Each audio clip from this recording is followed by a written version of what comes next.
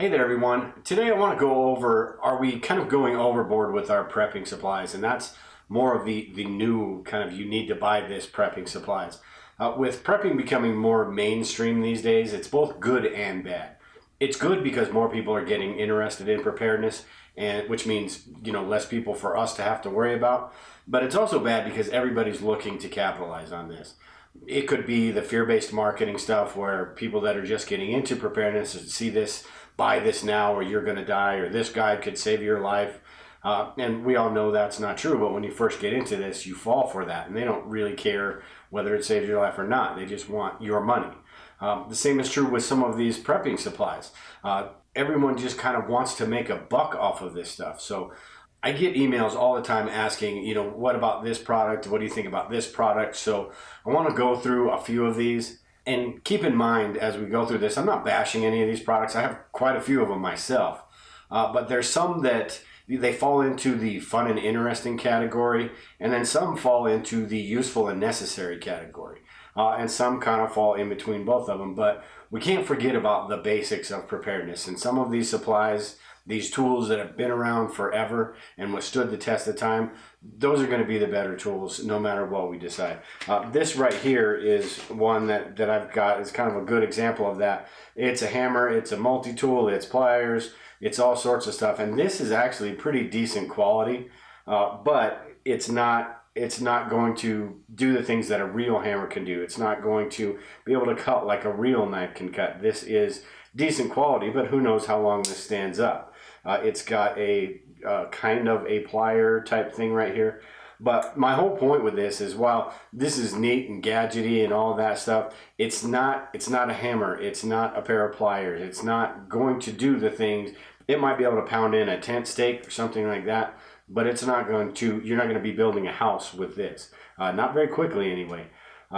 So that's my kind of point on those, is that some of them are cool and gadgety, and I'm not saying don't buy it. I'm just saying, know what it is, and the tools that you're going to need to survive are going to be, this is not going to save your life, so to speak. So a couple more here that kind of come to mind is the Everstrike match, which I'm sure everybody has heard about, and the credit card knife.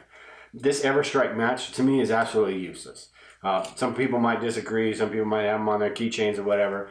I think get a Bic lighter. A Bic lighter is far more reliable than this. You have to refill the fuel in this. It's just not, it's gimmicky to me. Whereas the credit card knife, yeah, it's gimmicky as well, but I could see this kind of being useful in some situations. It goes in your wallet, and you don't really even think about it until you need it. I've had one in mine for I don't know how long, and it just stays there. It's not going to do the things that a regular knife would be able to do, because it's just not durable enough. But in a pinch, if you ever had to do something, it'd be cool to have one of these. So this is one of those for the $1.50 that it costs. They've got some more expensive ones. For the $1.50 it costs, why not? These are the things that I get all the time because they're gimmicky. There's also the stuff we need to be aware of, and that's the knockoff stuff, this made in China crap. The solar chargers are the big one, or I've even seen some ads for night vision goggles for $20. Not happening. You're not getting night vision for $20. They're basically green tinted glasses with flashlights on them, which basically, if you're wearing those in the dark, you're basically putting a target on your head and letting everybody know who you are. You're not going to get that stuff for that cheap. These $15 knockoff solar chargers that look like the Goal Zero ones, they look like they're high quality, but they don't last. I've gotten a few of those, and what I do with stuff like that I get that I just want to see, I'll let my kids kind of field test it and run through it and see how long it actually lasts. And that's what's happened to both of those chargers. Now my Goal Zero solar charger and the battery, they don't touch it because I know that's good quality. So beware of the knockoffs too. It's one of those, that saying, if it's too good to be true, it probably is. Now sometimes we can get those good deals, so we need to be watching for those as well. But a lot of the time, if it's too good to be true, it probably is. Another one we need to kind of be aware of is all of these new DIY projects. Everybody's got a video up about how to do this and how to do that. And a lot of the time, it's either more work than it's worth, or it's just not going to be useful at all. I think of like rocket stoves, these tin can rocket stoves and stuff when I think of this. And well, yeah, that might be cool. Maybe you make one now, and that way in any sort of SHTF event, you might be useful. But there's also stuff that is just pointless. I've seen a video about making a USB charger from a 9-volt battery in an Altoids tin.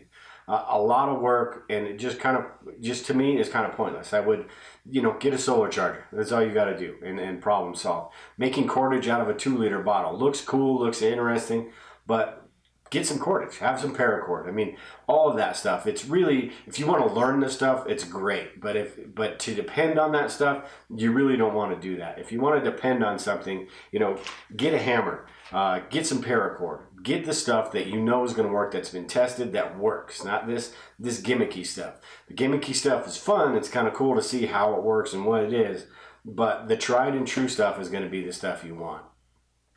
Just like everything that goes into preparedness, a lot of knowledge and a few tools is going to get you a lot further than some of these newfangled gadgets that are going to make your life easier, these life hack gadgets and stuff. So my whole point with this video is not to bash on any of these products or anything. Like I said, I get a bunch of them myself just because I think they're cool, they're neat, they're new.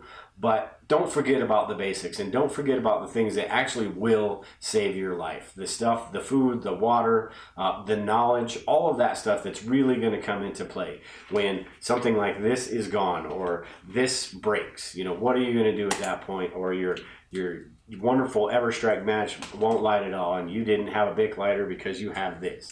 All of that stuff is really important. Don't forget about the basics. Get this fun stuff, try it out, do all that, but don't forget about the basics of preparedness. And with everything going on today with preparedness, it can be pretty easy to forget about all that stuff. So that's it today. If you haven't subscribed, make sure and subscribe to the channel below, and we'll talk to everyone later.